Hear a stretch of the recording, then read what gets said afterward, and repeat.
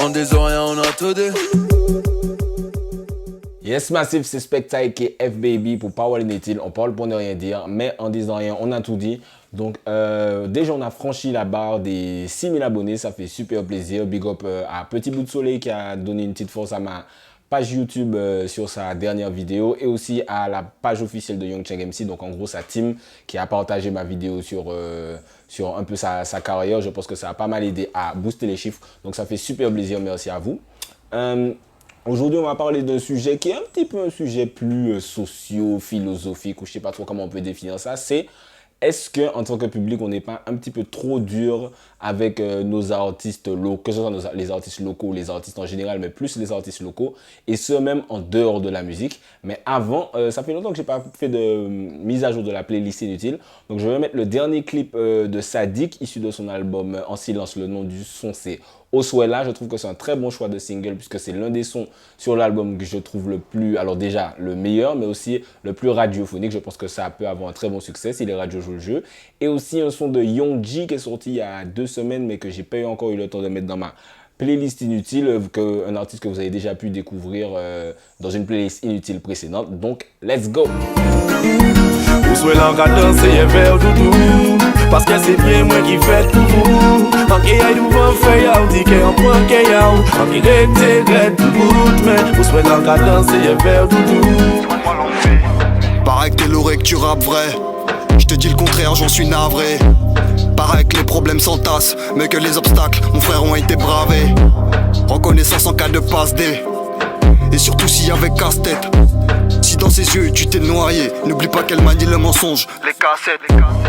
Donc le sujet d'aujourd'hui, ce sont les dernières polémiques qui me l'ont un peu inspiré, que ce soit la vidéo de Sway où elle parle du Piccolo Redeem, que ce soit Kalash qui est assez souvent de toute façon dans des polémiques ou d'autres artistes. Je me suis dit, est-ce que même extra-musicalement, c'est-à-dire même dans des sujets qui n'ont rien à voir avec la musique, on n'est pas un peu dur avec les artistes, que on n'est pas un peu trop prompt à les juger, surtout sachant, un truc que j'ai noté, c'est que il faut aussi ne pas oublier qu'aux Antilles, quelque chose que je dis souvent, on n'achète pas les albums, on ne stream pas énormément, donc on a beau dire oui aux artistes, oui c'est grâce à nous que vous êtes là, donc on a un peu le droit de vous dire tout et n'importe quoi, sauf qu'aux Antilles, on ne supporte pas financièrement vraiment nos artistes. Donc c'est déjà quelque chose qu'il faut prendre en compte dans l'équation, dans tout ce que je vais vous dire maintenant, sachant que par exemple, un artiste comme Booba, on le critique énormément. Oui, c'est un fils de bourgeois, oui, il fait ci, oui, il fait ça. Mais comme on dit dans le rap, je sèche mes larmes avec les billets, tu vois. Tandis qu'aux Antilles, on n'a pas forcément ce luxe. Je prends par exemple, avant de commencer, puisque je vais prendre des exemples concrets, le fait qu'on critique assez souvent les artistes, mais là du coup internationaux, on leur dit qu'ils sont dans les Illuminati, ils sont sataniques, etc. Alors que on oublie souvent que ce sont des gens comme nous qui ont simplement réalisé leurs rêves, qui ont travaillé souvent très très dur pour réaliser leurs rêves. Et à partir du moment où on réussit, on dit non mais toi t'es Illuminati. Et là du coup je parle surtout des Noirs, puisqu'on dit Rihanna, Jay-Z, Kanye West, même on dit même ça de Booba, de Kalash, etc. Et une interview que je cite souvent, c'est celle de Caris où il dit qu'avant de percer, puisqu'il a percé assez tard dans sa vie, il pensait la même chose. Il se disait, ouais non mais les gars c'est des Illuminati, c'est sûr, ils sacrifient des cabris en Afrique pour percer, etc. Et quand il a percé et qu'on a commencé à lui dire ça, lui il a dit, ah punaise, j'étais bête. Donc voilà, c'est toute cette remise en question là qu'il faut un peu avoir sur les artistes, surtout internationaux, puisque c'est quelque chose qu'on dit moins sur les artistes locaux. Je m'appelle Placide, je suis pasteur de je sais pas quoi, gna gna gna. Je vais vous expliquer pourquoi Caris est un Illuminati du 33e degré. Je vois ça moi. Ouais. C'est-à-dire moi le matin quand je me lève je vois ça. Ça doit rendre fou ça. Ça rend ouf. T'es pas dedans donc tu te dis. Mais c'est même pas. Tu peux pas te défendre en fait. Ouais. Tu peux pas te défendre. Et je peux voir d'autres vidéos. Salam alaikum les frères. Ouais, Caris, je vais vous expliquer pourquoi c'est un sataniste. Nanana. Tu peux pas te défendre frère. Tu peux pas te défendre. Parce que je fais de la musique. Ouais. À partir du moment où tu fais de la musique, t'es un fils de pute. T'es un sataniste, t'es un ceci, t'es un cela. Mais moi, tu me connais. Quand je suis venu te voir avec mon premier CD, est-ce que c'était pas la même musique que je faisais? Est-ce que c'était pas la même musique que je faisais? Bah à cette époque-là, personne n'était là. Mais dès que ça marche, paf, ils sortent tous de leur trou. Tu vois le délire ou pas? Quand t'as la lumière, forcément, t'as signé un pacte avec le diable. Tu peux pas te défendre. Donc et tu peux rien faire. Et moi, tu sais que moi j'étais comme ça avant? Avant, tu disais que... Avant, je regardais des vidéos de Rihanna, tout ça, et il y avait des mecs qui faisaient des montages. Tu sais, par exemple, à un moment, ton t-shirt, il bouge un peu comme ça, il va faire un arrêt sur image, il va dire, oui, le t-shirt plié comme ça, c'est à l'époque des diables ou de je sais pas quoi, et moi, je regardais comme ça, et comme la voix, elle est grosse, et t'es dans le noir, t'es seul devant ton ordinateur, je disais, putain, c'est chaud, c'est vrai, en plus, ils sont bizarres, ces gens-là, mais finalement, c'est de la merde. Parce que quand ça t'arrive, c'est là que tu comprends que c'est de la merde. Moi-même, vu que je rappais quand même pas mal avant, on me disait souvent, ah ouais, mais Specta, c'est un mec prétentieux, c'est un mec arrogant, nanana. Et les gens te disent souvent, ah ouais, finalement, quand on te rencontre, on voit que t'es pas comme ça. Et c'est quelque chose qu'il faut prendre en compte pour tous les artistes, le fait qu'on ne connaît pas les gens, même en écoutant énormément leur son, on ne les connaît pas vraiment. Donc, je vais prendre quelques cas concrets. Donc, je vais prendre Sway, j'ai marqué Sway, Chris, Saek, Kérosène, Kalash et Admiralty. Donc, je vais essayer d'aller dans l'ordre. Donc, Sway, elle a sorti, c'est pas elle qui a sorti, elle a fait une interview dans Street Diamond où, alors, il y a une partie polémique où on prend le fait qu'elle dise que ouais, le Piccolo Riddim, elle n'est pas spécialement d'accord avec ça, que le dancehall martiniquais, c'est un peu nul ces temps-ci. Elle dit, les Martiniquais, je vous aime bien, mais... Pourquoi? Je trouve que l'idée du challenge est très bien, mais sur un Riddim, il y a 15 ans, les gars, faut arrêter. Faut arrêter. On galère pour imposer des instrus nouvelles. Les compositeurs sont très bons, mais déjà les artistes arrivent avec des styles genre ouais, est-ce que tu peux refaire tel truc comme ci, comme ça, comme tel jamaïcain, comme... Donc en fait maintenant là, si vous faites des challenges à partir de trucs de l'ancienne gloire du dancehall dont on aimerait bien passer à autre chose, parce que pardon, hein, je vous aime bien les Martiniquais, mais Et moi-même, j'ai regardé la vidéo et je me suis dit, qu'est-ce qu'elle raconte, comment ça, nanana. Et ensuite, je me suis posé, j'ai réfléchi, je me suis dit, déjà qu'elle a le droit d'avoir une opinion, puisque c'est un être humain, et aussi qu'elle était maladroite dans sa façon de parler.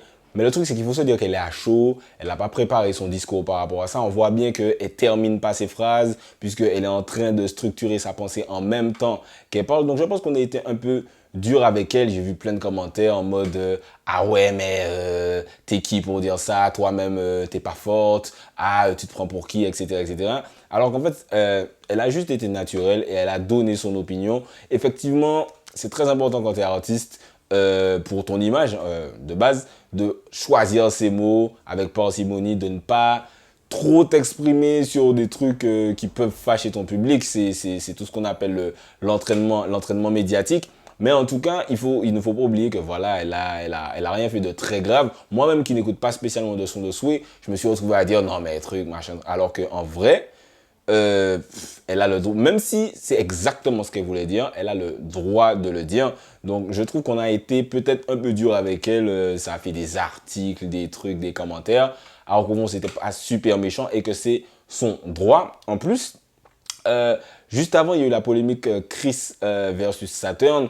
On a beaucoup dit, surtout du côté de Saturn, on a dit tu te prends pour qui pour attaquer Chris, etc. Mais il y a peu de gens qui prennent en compte le fait que le gars, comme il l'a dit sur Twitter, il a signé chez Chris, il attendait monts et merveilles, etc. Il était super jeune et il n'a pas senti que ça a atteint ses espérances. Donc il s'est dit, non, alors il a emmagasiné, je pense, emmagasiné tout ça en lui, toute cette frustration et ça a fini par sortir. Je ne sais pas si ça vous fait ça.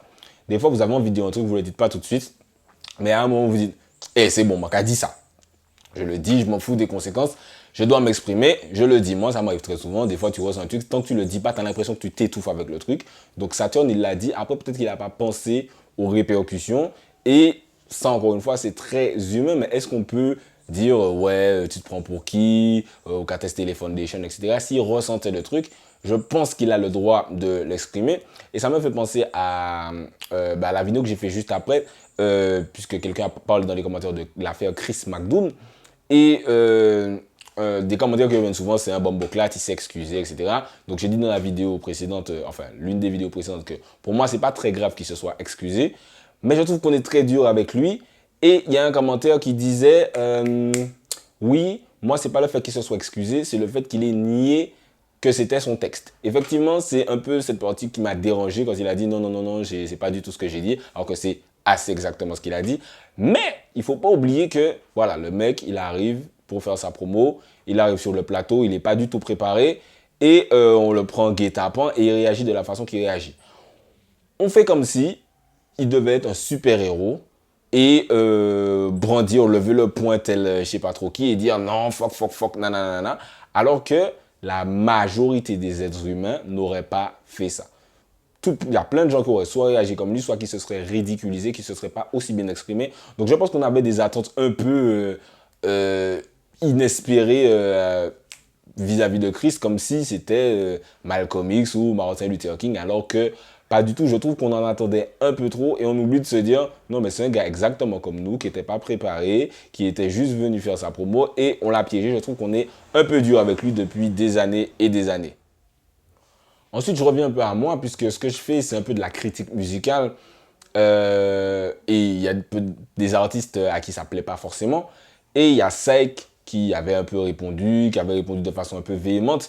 Et moi, bêtement, quand j'en parlais avec les gens, je me disais, ouais, moi, je suis un peu déçu. C'est un gars que j'écoute depuis super longtemps. Et quand je le vois réagir comme ça, je me dis, putain, je suis déçu. Il est assez big quand même. Il ne devrait pas réagir comme ça, il devrait avoir le recul. Et maintenant, dans la réflexion de cette vidéo-là, je me suis dit, en vrai, tu es un être humain, tu as ton droit de réponse. Et si tu es énervé, voilà, tu réagis, blip.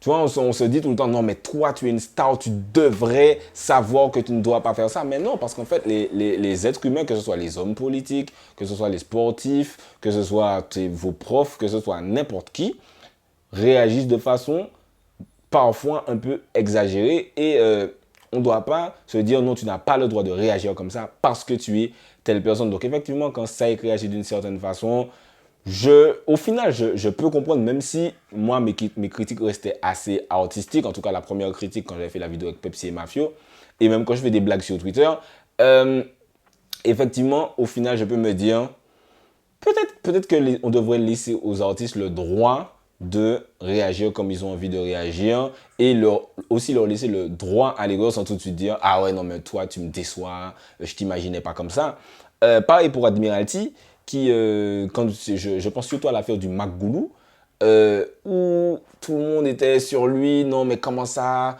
tu prends l'argent de Babylone, la malbouffe, etc. » Alors que voilà, c'est un être humain, il a besoin de vivre. Comme je dis, vous n'achetez pas les albums. Est-ce qu'on n'est pas un peu trop dur de se dire ok, lui il est cancel, je ne l'écoute plus jamais malgré tout ce qu'il a déjà fait dans le game. Tu as fait non seulement tes sons, je les aime plus, mais en plus tu fais un sandwich pour McDonald's, donc tu es cancel. Est-ce qu'on n'est pas un peu trop dur de se dire ça? Même, je vois des critiques infondées, oui, il affiche trop sa famille. Ça, c'est un truc, je me dis alors comment ça, il affiche trop sa famille? Donc quand ce sont les Américains, personne ne dit il affiche trop sa famille. Et Admiralty, je sens une sorte de rejet par rapport à ça. Ouais, mais je vois trop ses enfants, etc., etc. Quand il traîne avec Kalash, il s'exposait trop. Il y a beaucoup de gens qui disent ça et je ne comprends pas, même avant d'avoir la réflexion sur cette vidéo. C'est des critiques que je ne comprenais pas forcément. Et Kérosène, pour arriver à lui, donc j'ai fait des vidéos où je dis que il a un peu deux visages. Le visage du gars Badman, Russila, Verpomme, Tidouette, etc. Mal vu, nous on t'a pas vu, on a fouillé, tes négros ils sont où, on viendra te mêler dans la foule. Et ensuite qu'il a le visage, non, mais vous comprenez pas les jeunes, on n'incite pas à la violence, etc. etc. J'ai toujours dit qu'il a un peu ces deux visages-là. Et récemment, il a fait une vidéo où il parle. Alors, un sujet que je trouve moi assez sensible, visiblement, il y a eu un viol carcéral. Et il a fait une vidéo où j'ai l'impression qu'il se moque un peu de la situation. Et moi, j'ai vu la vidéo, j'ai dit, comment ça? Pourquoi personne ne dit rien? C'est n'importe quoi. C'est encore beaucoup après vidéo là, mais c'est ça sont violés beaucoup après vidéo là, mais c'est pas menti bon nous. Ils sont violés, ils c'est des cochons, mais c'est ça honteux. Ils sont violés. Faut l'administration carcérale regarder ça. Avant c'était l'ox mon cap pour en commun mais la monde commence à violer mon la jol là mais c'est ça chaud ça mais ah non là par contre ça arrive faire moins peur aussi vidéo. Batman quand OK Batman là en paix là. Analyse de moi. Analyse de mais bon, ça j'avais fait ça va arriver. En tout cas bof hein. Et pour les mecs à Paname, croyais pas que ça se déroule comme ça, hein, dans nos prisons. Ça, c'était une cellule un peu bizarre, je sais pas, tu vois. Mais ça se passe pas comme ça, hein, chez nous. Les frères ont fait nous tous passer pour Mahomet. Et ensuite, j'ai réalisé que Kérosène, ça a beau être un chanteur, ça a beau être une figure publique, il est à l'image de son entourage, de la société où il a grandi, etc.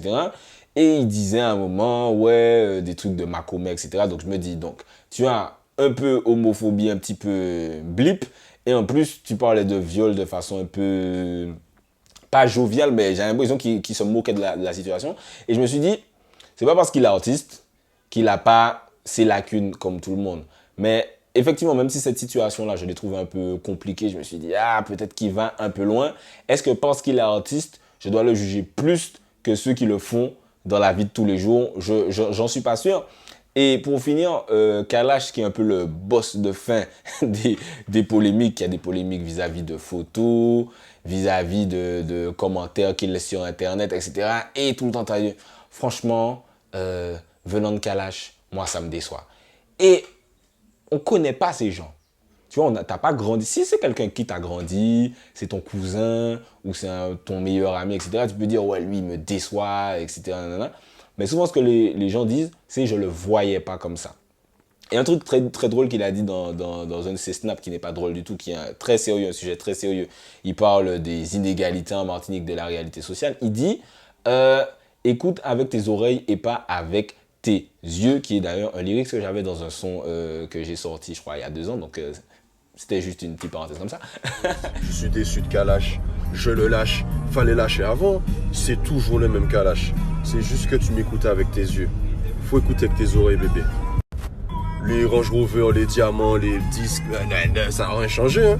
C'est toujours le même Kalash, hein. Une femme m'a dit ton apparence va pas avec tes chansons. Écoute avec les oreilles, pas les yeux et nous avancerons. Quand pour l'instant le rap martiniquais, je crois qu'il recule. Le dancehall, j'en parle même pas vu ces faux négros qui loquent. Et effectivement, j'ai l'impression que souvent on regarde les artistes et on les voit avec des étoiles dans les yeux, on les idéalise. Lui il est comme ça, lui il est comme ça. Parce que non, ils ont des lacunes comme nous tous et on est qui pour les juger, pour dire non mais toi t'es pas un gars bien, pas dit que j'écoute plus tes sons parce que t'es trop arrogant, t'es trop prétentieux, j'ai vu une photo de toi comme ça, tu incites à la violence, etc., etc. Est-ce qu'on peut vraiment les juger comme ça, surtout sachant que dans notre entourage on a des gens qui font pareil et on leur dit absolument rien.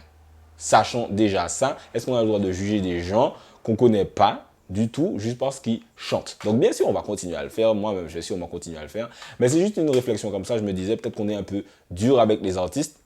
Je pense que c'est surtout parce il y a des gars comme notamment Easy Kenenge Pai qui disent vraiment, en tout cas, qui essaient vraiment d'avoir une image.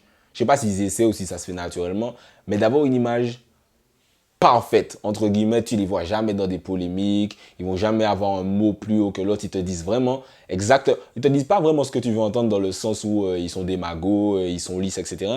Mais ils vont jamais te dire un truc où tout le monde sera oh, mon Dieu, il a dit ça, etc. Donc je me dis, si tous les artistes étaient comme ça, est-ce qu'on se serait pas ennuyé? Et est-ce qu'on a vraiment le droit de manquer de respect surtout aux artistes, juste parce que ce sont des artistes, juste parce que ce sont des figures publiques?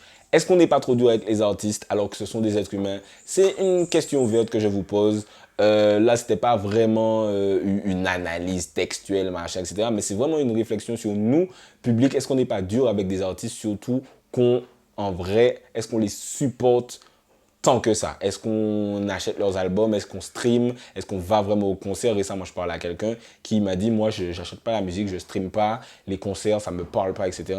Mais qui va quand même juger les artistes malgré ça. Donc, est-ce qu'on a le droit de les juger? Probablement oui, puisque free speech, liberté d'expression. Mais est-ce qu'on n'est pas un peu trop dur avec les artistes? C'est la question que je vous pose. C'était le sujet d'aujourd'hui. N'hésitez pas à vous abonner à la page YouTube Spectacesso. Il y a de gros sujets qui vont venir. Celui-là était plus socio-culturel, philosophique. Mais il y a des sujets vraiment beaucoup plus concrets qui vont arriver. Donc, abonnez-vous. Activez la cloche pour ne rater aucune notification.